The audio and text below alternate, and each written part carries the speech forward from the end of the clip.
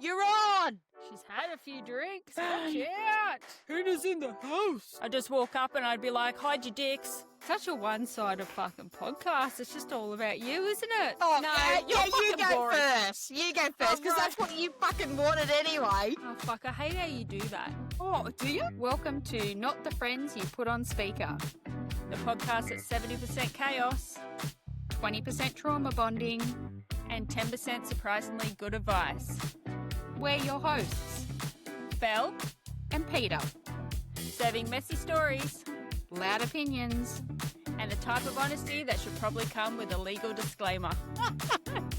Right, let's fucking get into it. Hi guys, welcome back to episode 10. So today we're going to be talking about adult friendships and the experiences we have in our adult friendships and what it's like when we move away from an area we've lived in for long periods of time and trying to establish new friendships, maintaining old friendships. How are you feeling about this, Belle? Yeah, I feel good. This is something that I've wanted to speak about for quite a while. Having moved away, I think I'm at the 10, 11 month mark. Yeah, I have some things to say. This is good. I love this. Yeah, so as Belle said, she has moved away from all of us. She's left us all. So you've been away nearly 12 months. How long did you live in the area that you moved away from? So born and bred, I would say. Born and bred in the area. We did have a stint when I was 1 to I think about 6 that we lived on the Gold Coast, Mum and I. And then we moved back when I was 7. So 7 to 35. Wow, that's a long time. Yeah, long time. Obviously, I moved a town over, but, born and bred in the area. Yeah. I can't walk down the street and not know someone. That's how local I was. And how far away have you moved from that area? So I've moved states. So I think it sits around the 10-hour mark if you was to drive it in the car. Oh, wow. That's a long way. Yeah. So, yeah, it's good though. Good lifestyle change. I always grew up and never wanted to be that person that never left. Like you just see the same people doing the same shit, hanging out at the same pub or the same area, talking to the same people, speaking about the same fucking crap. And I was like, I do not want to be one of those people. I want to at least move away and experience something different. Little did I know it was going to be what it is. Like I had different expectations, but I don't regret it. That's awesome. As long as you don't regret it. But I totally agree that, not staying in an area for your entire life, is beneficial to most people. It's going to expand your experiences in life, open you to a whole new different world. So why did you move interstate, Belle? What's the story? So we moved interstate. We were going to do it. Well, Zach threw me in the deep end when I was planning our wedding. And he got us jobs and everything in Queensland. And it was all lining up and whatever, but it was like 6 months out of the wedding. And anyone that's planned a wedding knows how fucking stressful that is, right? There's a lot that goes into a wedding, even more so than you would think. So I have a lot more respect now and knowledge of what goes into planning a wedding, the stress that comes with that, all of the bits and bobs and all of the mechanics that come together for a wedding. So he did that 6 months out. And I just got to the point and I'm like, woo up. This is too much. I can't fucking deal. Let's put a pin in it until we get married and then we'll revisit it. So we revisit it after the wedding and the jobs were still there. They're like, yep, we'll have you, all good. Because we were quite honest, open and honest, going like, this is too much with a wedding. Like, can we just put a pin in it if there's openings after the wedding? We're quite happy to come aboard. So that's how it happened. And we did, I think it was maybe 2 months of flying from Newcastle to Brisbane, Brisbane to Moranbah, and then Moranbah to Brisbane, Brisbane to Newcastle, right? So that lasted 2 months before we were just like, fuck this.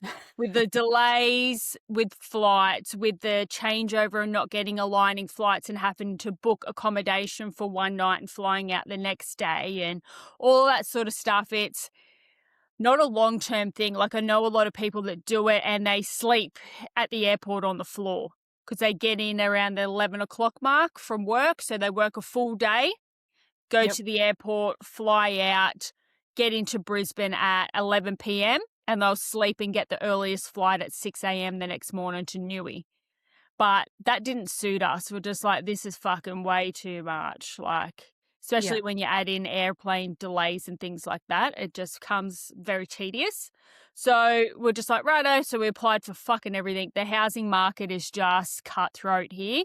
So the house that we're in now, we signed a sight unseen with a squeaky wheel, got onto it like quick smart within like a couple of hours of it coming up, got the sight unseen from another house that we applied for and just bodged it up to this house and signed it and put it in and managed to get it. So yeah, we moved within the 2-3 month mark of getting those jobs. And even that, like $7,000 to get a big truck to move, 15 years worth of shit up there. And there was a Cyclone Alfred that was hitting the coast on the day that we were moving in.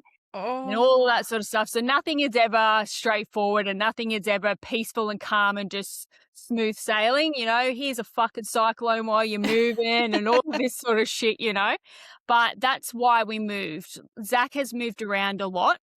He knows what it's like to move away, but I feel like I was very naive in the move and how my friendships would evolve or disintegrate, so to speak, with moving away. So I have a lot of friends. I'm a very friendly person, whatever. I have a lot of friends, and then I have my core group that I always like talk to and can rely on. Yeah. And, we got a big house, 4-bedroom house, pool, everything like that. And we're like, fuck yeah, people will come up. And, we're in a coastal town, somewhere where people go and visit for holidays, all of that sort of stuff. Like, surely over the 12 months, we'll see everyone at least once come up and stay with us for the week because we're doing 7-7. Yep. And that's not reality. So that was a bit of a reality check that people won't come and see you no matter your location, whether it's in the middle of bumfuck or whether you're on this beautiful coastline that people pay $100 for a site at a caravan park here, to stay in. They still won't come and visit. People are entrenched in their own lives and only really care about what's happening in their bubble. Yep. So that was a bit of a reality check for me that the friends that are held close didn't make that effort to come up and stay or to come and see us. So the area that you moved from was not coastal. So again, you would think, you're at this coastal location. These people are going to want to come to the coast, whether it be, a couple of hours away or, a short, cheap plane flight, right? Yeah. So now that you feel like this and feel like, holy shit, they're not coming, like, what do you do to try and maintain those friendships? So I would always reach out, hey, how's things going? All of that sort of stuff. I was reaching out every second week going, hey, can we have a FaceTime? How's things going?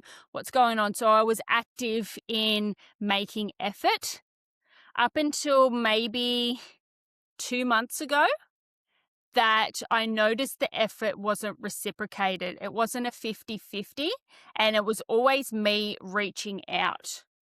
And these are close people. Like, this is one of my bridesmaids, so to speak.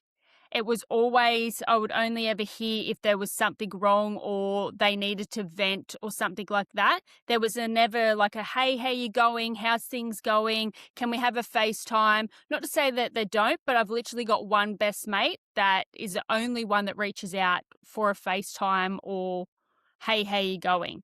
So I take people as face value. I get that not everyone's like that. I also had friends when I was going through that active phase of, hey, can we have a FaceTime and all that? That was also a mental health thing on my part for what I went through.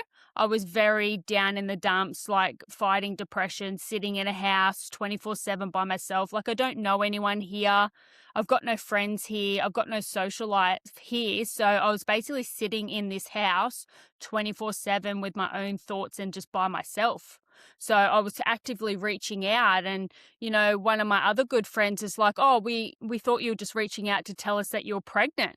I'm like, "No, I'm just reaching out to see how you're going and connecting and all of that sort of stuff." And when you step back, you notice the lack of effort. It's not 50-50. It's only you reaching out. So I've stepped back in the Yep. last 2 months and went, well, if you can't be fucked to message me, or you can't be fucked to organize a FaceTime, or you can't be fucked to interact with me, fuck off. I've Yep. had enough. Yeah. 50-50 or fuck off. So Yep. I haven't heard from those people in a good 3 months. Yeah. Apart from my birthday, that's given Yep. with friends. But yeah, when you step back, it's very sobering the amount of effort that you put in to maintain friendships that is not reciprocated when you step back. Yeah. Have you experienced anything like that? I have. Yeah, I definitely have. A very long time ago, I had a best friend, and I didn't actually realize, like, we lived nearby, and but I put in all the effort, and it was actually someone said to me, like, oh, she never does this for you, or she never stops in and sees you, or she just drives straight past. And it took me a really long time to understand that I was putting in all the effort, and yeah, it was a wake up call. And then I just stopped. We had a massive falling out. She's a mole. I've never spoken to her ever again, and my care factor on her is fucking zero, to be honest. But when I look back now and I think about all the effort that I put in and what she didn't, and then how she came at me when things weren't going her way because, I wasn't contacting her anymore, or I did the wrong thing by her. Yeah, I just realized, that friendship was not meant to be. And it wasn't like a real friendship. Um, but like, I feel like friends are like seasons. You have friends for seasons. They come and go. They move in and out of your life at different times. And for you, it's a massive transition, right? This is huge. There's a lot going on for you at the moment, like a move interstate, changing jobs, just got married, moving away from all your connections. But what I will say to you is that you will be okay. Okay? Those people may drop out of your life forever, but all of them won't. They will come back in at some stage, but you just need to ride it. It's just like a wave. Yeah, I'm not concerned. I've made peace with the fact. Well, that's good. I want you. Yeah, I've made you'll be fine. peace. Yeah, and honestly, it's just like you said. It's very sobering, right? Like you just go, oh fuck, and when you realize that you are making that, 100% effort, it can be heartbreaking as well. Yeah, Yeah, exactly. But like I said, if it's not 50-50, it's fucking nothing at the moment with me. Like, that's also with what's going on in life. I know I'm a little bit harsh at the minute, you're fucking um, harsh. Yep, with shit yep, going on, but I've yep, just had a fuck enough. And I yep, think if and my mates can't reach out at least once a month to be like, hey, how's things? Fuck off. I've had enough. yeah, but do all of your mates know how harsh your life is at the moment? No, because they can't be fucked to contact me. How would they know? You know what I So, mean? yeah, I know, but it's a bit of a juggling act. But yeah, just let them go. Just let them go. Try and deal with everything that you need to deal with, and if they're true friends, they'll slip back in. You know, but otherwise, what do we say at the end of every episode? Catch your cunts. I was waiting for that. I want to touch back on what you said before with that mate that you were talking about. And Yeah. you said it wasn't a real friendship. What do you mean by that? So just by the fact that my effort wasn't reciprocated, it kind of what you're saying. So like, when we didn't always live in the same area, but when we did live close by, I would go and visit her. But then sometimes she would just drive straight past my house and not visit me. Yeah. So just that kind of stuff. Like it felt like a real friendship at the time, but actually it wasn't like a deep friendship. Now I have like deeper friendships, and I look back and I just think, oh yeah, that wasn't really a deep friendship. What do we used to do? We used to go out on the piss together. We'd pick up blokes. We'd misbehave. Drive around the streets. Like we weren't. Yeah. We didn't really have like a real big connection. We were just like It getting was a drunk and surface level connection. yeah, Yeah. yeah, yeah. Yeah. So But and, what? and that was young. I was young then. You know, I was friends with her from when I was about 15, and that was to when probably I was about 30.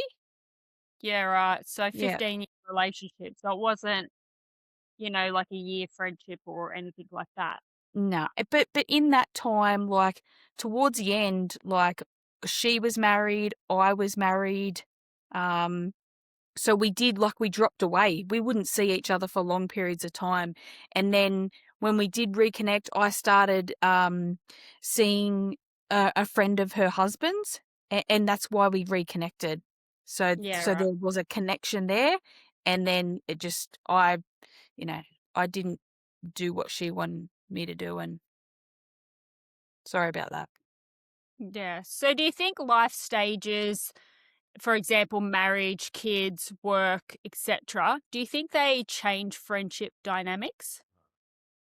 Oh, most definitely. Yeah, for sure. So I mean, I don't have children, so I don't know about like the children perspective for me, but I see my friends that have children and or have had children and they drop off, they their kids, start going to daycare, and primary school, they get friends with the school mums. And I'm not a school mum and I can't relate to any school mum. And so that those types of friendships fall away a bit. Yeah. Definitely in those types of scenarios, definitely, like you said, like when you move. What else? Or work. You have your work friendships. So if you're at a job for a long period of time, you create or establish a friendship there. But if you move on to another job, then that friendship, might drop off.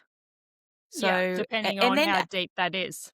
that's right. And then, like, as you mature, like, I'm very mature, Belinda. As you know, I'm quite old. You're old, but you're not fucking mature. So yeah, friends just change. Like your priorities change in life. The things that you like change, and Yeah. your situation changes. So do your friends. Yeah, that's just how it works. Sometimes. Like you and I, what was the year mark that we're at? 13? 14? What are we Oh sitting no. at with Oh yeah. our I think friendships? it's like 16. I was just thinking the other day. No, it's a long time. Yeah, It's yeah. so we've gone through changes like marriage, work, location, this, that, whatever, but we've maintained that friendship. Why do you think that would be? Putting you on the spot here. Because we have a high respect for each other. We reach out to each other when we need to, and we always check in on each other. So if before we were doing the pod, we probably weren't checking in on each other once a week, but we would definitely do it once a month. Hey, what are you doing, your mole? Hey, are you okay? Or even just through the socials, like commenting on something which then generates like a conversation, and maybe even a conversation over the phone or something like that, or when you are traveling interstate, if you know the other person is traveling interstate, oh, you should stop at my house, or, can we Yeah. catch up? Those types of things. It's just about making the effort. It's the effort, yeah? Yeah. It Yes, all the comes effort. down to effort, Yeah. both ways. Yeah, most definitely. And Yeah. it sometimes people have like it's the effort, right? It's 100% the effort, but sometimes you have to like let go of someone not making the effort because it's a short like situation in their life where they just can't deal with shit. Okay, Yeah. but that only lasts for a short amount of time. So that's like a 3-month period or whatever, and then you just reconnect after that. Like, oh, are you okay? Oh, I've just had this massive drama for the last 3 months. Blah blah blah. Yeah. But yeah, it's definitely the effort, and it's about prioritizing who you want in your life or who you want to talk to and who you feel is important to you. Yeah, that's it. It's definitely, yeah. It takes nothing to send a message, right? It might take an hour out of your day once a month to conversate. Or it takes nothing just to comment on a post or to slide in the DMs and comment about something. Like, I've got friends that are very minimal in effort, but then also it's an understanding that they're that way. Yeah. So I've got Yeah. friends that should be 50-50 and, talking at like 2 times a month. And then I've got other friends that I might not talk to for 3 months, but we've got that understanding that they're not that way. And they just touch base every so often, but that doesn't ruin the friendship. So it's also an understanding of that friendship and that person if it's always been that way. And then I've got other friends that I used to see all the time because I was around and go out for dinners and everything. And you expect that same effort when you've moved away for a FaceTime and it's not it because you're not around. You're not at their convenience to catch up, Yeah, it's like out of sight, out of mind kind of pretty stuff. much. Yeah. Yeah. Yeah. Yeah. So why do adult friendships feel harder to maintain than what they did when we were younger, do you think? For me, I believe that as adults, our lives can change rapidly. So depending on your situation, but like, in childhood, mainly you're just like in a situation like, and you're growing up, you go to the same school generally for a long period of time. So things just stay flowing on. But in adulthood, different things happen. So you get maybe a partner or maybe multiple partners. You move away. No, like, oh, well, I don't know, Into you can have. polyamory. Are you into polyamory? I didn't mean it like that. Oh my God. Like, change partners. Not on the same night. Anyway. Not with each other in the room, No. playing Like, sharesies. you might be with someone for like 12 months and then, Yeah, I that. get it. Yeah, you get it, right? Do you listeners get that? I'm just fucking having a joke. Yeah. Being a mole. Yeah, so like life changes more rapidly as an adult. Your situation changes, workplace changes, you have babies. I don't It's know. just priorities, yeah? Pretty much. Priorities. And Yeah. situationalization, if that's a word. Yeah, definitely. So I was reading this book. Have you heard of the book called Let Them? I have. Is it funny that I read a fucking book? Is that why you're laughing? Oh, it's kind of weird. Are you okay? You're fucking weird. No, I wasn't okay at that stage. That was my deep, Oh. dark hole that I went down. Oh, so when you went down that deep dark hole, did you decide to take yourself to Big W to buy a $20 book? I did. I was actually doing that. What was that really hard? 75 hard? Yeah. Yeah, so I was doing that. And a part of that, you got to read 10 pages of a book every day. So I wanted to get the book that had the personality colours, but that wasn't in Kmart at the local shop. And this Let Them was. I'm like, all right, that's a sign. Whatever. Let's get the Let Them with Mel Robbins. And a part of that, she goes in talking about friendships and things like that, and how you growing up as a kid sets the precedence of what friendships should be like, because you see each other every day, you live near each other, yada, yada, yada. And then when everyone graduates high school and they disperse into different towns and things like that, those friendships fall away and it's a bit of a shock. Hence what we're talking about now. So, she goes on and talking about like how you view things and you just go, whatever, let them. You don't get yourself bent out of shape about people not wishing you a fucking happy birthday like I do. And Get yourself bent out of shape. I love that. yeah. Or, posting photos of people going like, happy birthday, bestie, and this and that, and a photo of them and the other fucking person, but you don't get it. You get a crummy little fucking text. Like, shit like that fucks me off. Yeah, I do. I do understand. Oh my God, this is awesome. This shit pisses me the fuck off. You have many of photos of me and you and everything, and you go and post photos of every other cunt's fucking birthday, right? And I get a crummy fucking happy birthday text with no fucking photo on social media, no nothing. Like, fuck you. Oh my God. So I notice all that shit. Don't think that I'm sitting here and I don't notice. I sit there every day and I wonder if she's going to text me today. I wonder if today's the day she's going to make a fucking effort and actually check in and see how I am and all of that. Like, I'm actively not being active in this friendship right now. Yeah. To see how long it takes. And you know what? The last time that I spoke with this person, I was talking about how depressed I was in that deep, dark depression that I got myself into. Really? Do you think that I've heard? That was 3 months ago, 4 months ago. Oh. Do you think that I've heard back and that was the last thing I left it on, how depressed I was, all of that sort of stuff? You would know, being my friend, what a hole I was in. Yeah, I do know, yeah. Do you think I've heard back in 4 months from that, and that was the last thing that we spoke about? Bill, that's really tough. That is hard. That is harsh. That is cruel.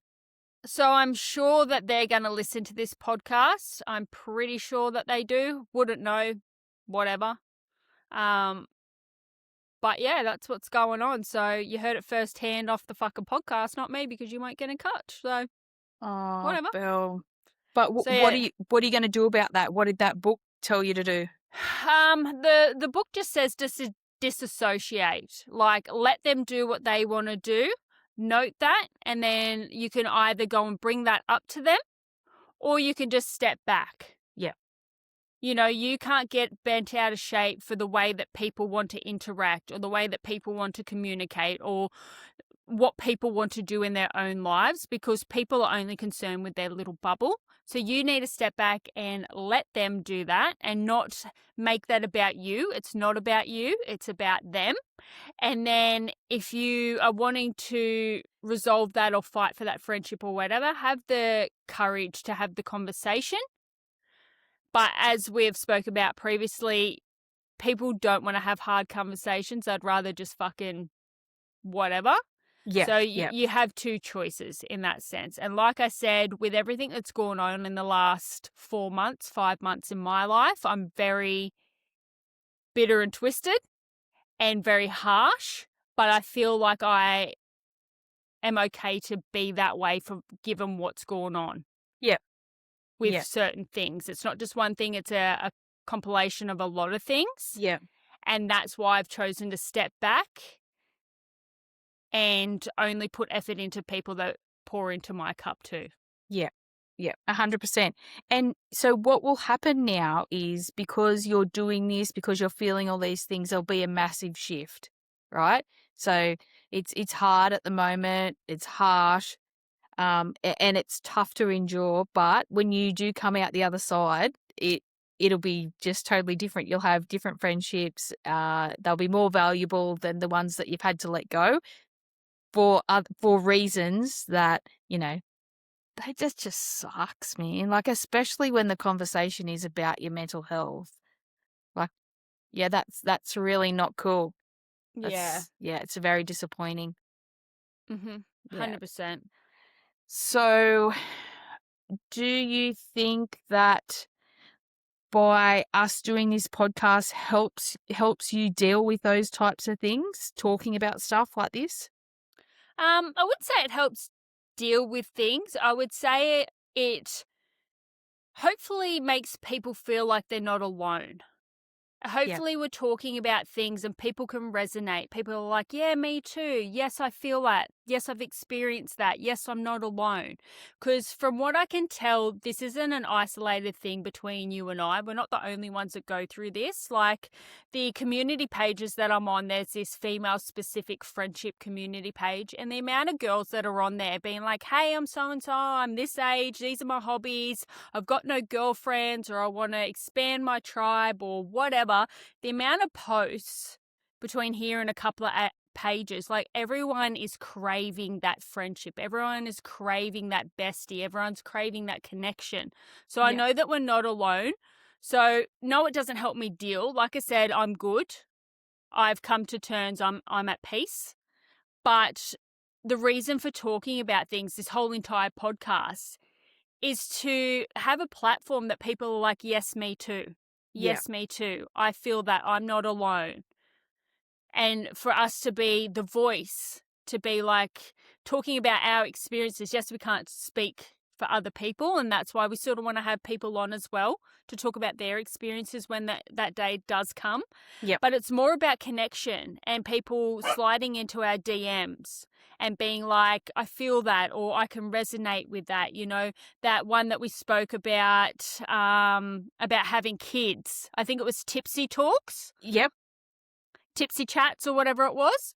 You know, I had one of my mates be like, me and my partner are in the same thing. You know, if you want to spiral together, let's spiral together about whether we want to have kids, because 1 minute it's yes, 1 minute it's no, 1 minute it's yes. So obviously what we're talking about is resonating with the people that are listening, yeah? Yeah. And if that's all we get out of this, to make people feel seen or heard or validated that they're not alone, that's enough for me. Yeah. Yeah, that's so good. Yeah, that's exactly what we want to do. So is it normal for friendships to fade out without a big falling out, do you think? Yes. Yeah. Yeah, I feel so. I don't think that it needs to be dramatic and have this big fucking argument and everything. It could be purely like I am and stepping back, noticing that it's not 50-50. Yep. And being like, I'm pulling back. Let's just wait to see if you step forward. Yeah. And sometimes that just drowns out. Like I've had friends like that. I had a really close girlfriend back in the day. We did fucking everything together, and same thing. I noticed that I was the one putting in effort and I could feel a shift or a change within her. So I stepped back and we never spoke again. Yep. So yes, I feel like if it's not 50-50, you're not going to have a active friendship.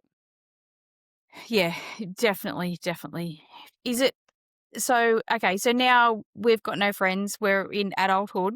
How hard is it to make friends as an adult? Fucking hard. Yeah. It's very hard. Do you agree? Oh, yeah, like a million times over. Is it because we're so busy? Like we've got work, we've got husbands, we've got bills, we've got podcasts, we've got this, we've got that. Is that why it's so hard? Why is it when we get to this age that it's so hard? Well, I think for right now in life, unless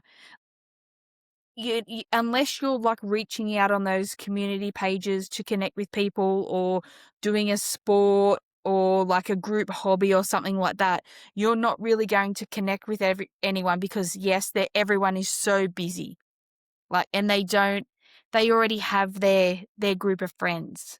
So why would they want to bring someone else in? They're already happy with the group of friends that we've got. And that is really hard to break into, especially when you move to a new town, right? So it's just super hard. But I do have to say that it's very beneficial to me that my husband is super friendly and that he loves talking to people, and then next minute they're your friends. also with the oyster farming business, because we have a direct customer service, like retail shop kind of point where people come to the farm and that, we've actually created friendships with customers. So, and it's probably not the most professional thing to do, but now they're just our friends. They just become friends. So that for us, that has been like a change. That's been easy for us to make friends that way. Yeah. But it's super hard. It is. It's very hard. And like with the social media platforms and things like that, you judge people, right? I'll get on and I'll look at someone, and I've got 2 girls that I'm talking to at the moment. And you're interested, but you're not, because you don't know what they're like. So when you work with someone, you get a good gauge and you interact every day and you build on that, right? Yeah. But with people online, like I am a type of person, right, that's not typical, especially not around here, being a mining female. I feel like I click a lot more with mining females that are just outspoken, out there, fucking who gives a fuck, whatever. But the coasties aren't like that. They're very pretentious here and all of that. And I feel like it's just a waste of time going to meet someone for the potential of not to click with them. It's a 50-50 split, right, whether you click or not. And then you've got to actively put effort in to then build this friendship, right? And it's a lot of fucking effort when you got other shit going on. So I feel like that's why we all just don't fucking bother. Well, that's why I don't bother. Oh my God, you should bother. You should give those people a chance. Remember that time when I first met you? Yeah, but that wasn't a planned thing. It wasn't a planned thing. That was just fate, baby. Is that what you call it? That was just fate. You know what? So the listeners can get benefit from this episode, I think we should set a challenge to Belinda, and she should actually commit to meeting one of these girls and see how she goes, right? Oh, fuck, and do a podcast on it? How good would that be? This poor bitch that's going to come on a fucking friendship date with me and then get spoken about on the podcast. Yeah. What? That'd be fun. Oh, That'd be fun for us. you.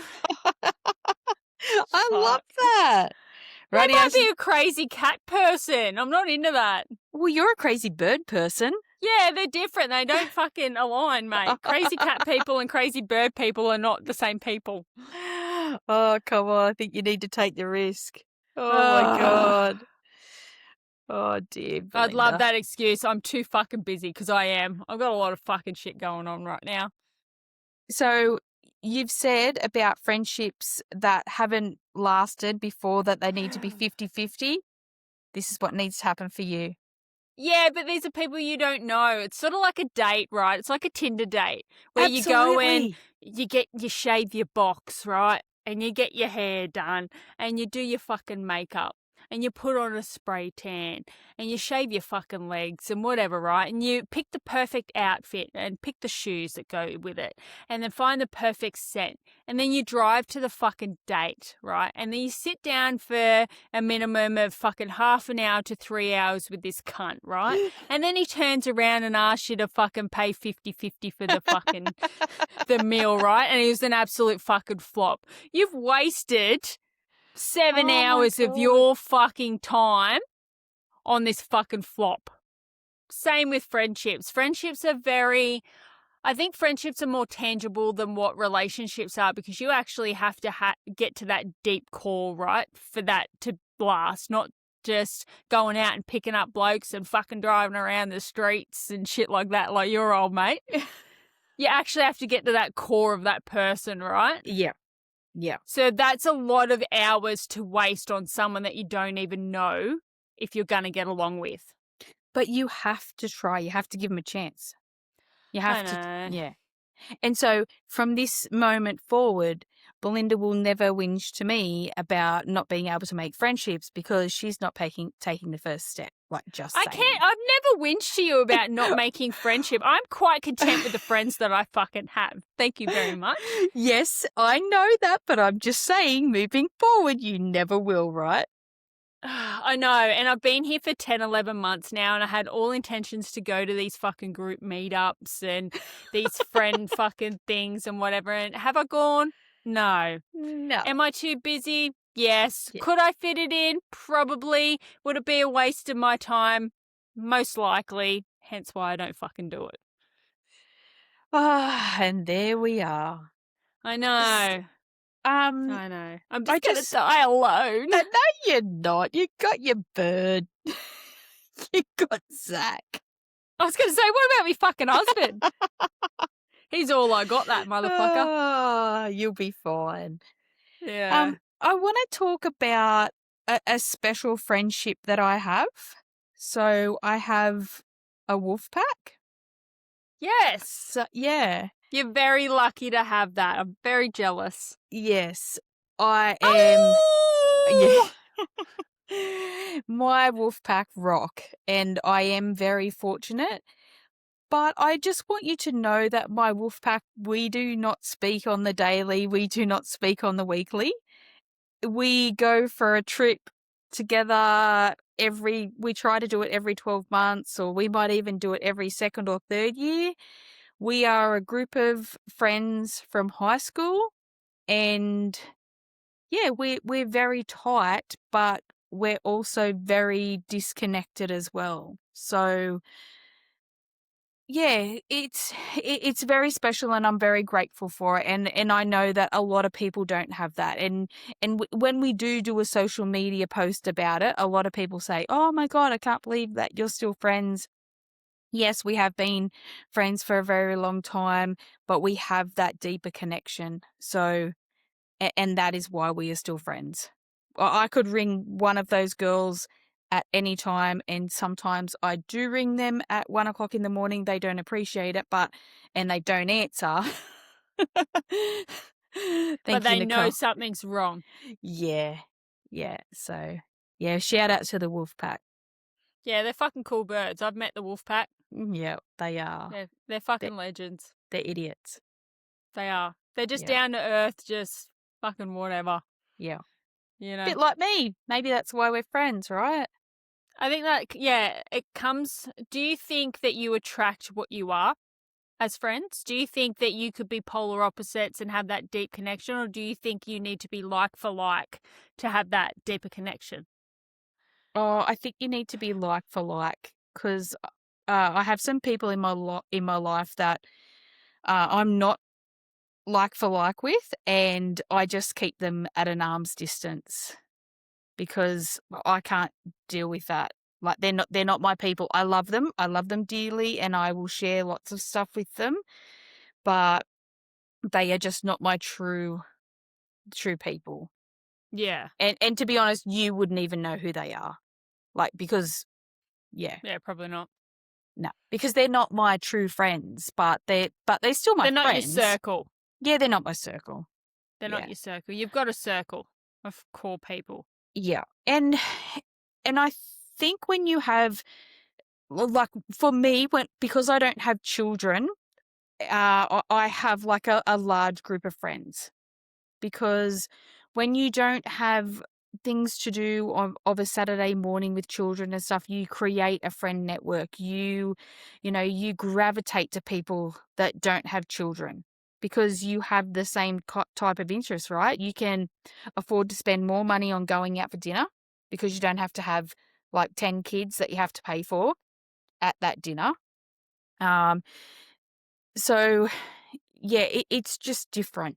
I like to have a lot of people around me. That's my personality. That's who I am. Yeah, same. Yeah. Like you would have seen at my wedding, the majority of that was my mates. Yeah. The Yeah, that majority was of my so- wedding yeah. was my mates. Where Zach, he's a bit of a lone wolf. Yeah. He struggles a lot himself with friendships. So it's not just females. He does struggle a lot with that. And he's had a lot of shit dealt to him with crappy friendships as well. So it's not just females that go through this, it's also males. Yeah. Males also feel lonely. They also try to maintain friendships and seek them out and have the same shit that we go through. So It's not just gender specific. I see it with my husband, and I think that he also has an influence on me. He's very cutthroat, and I think that's why I've become cutthroat. I used to be very lenient to keep the friends around, even though I was putting in 50 and they were putting in 0 or whatever.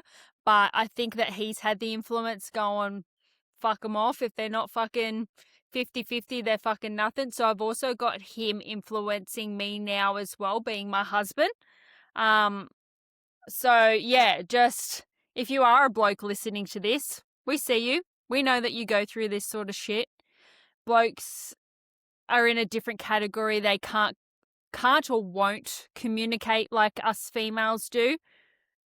We are a little bit more open, empathetic, love to communicate. Blokes sort of shut off. Yeah.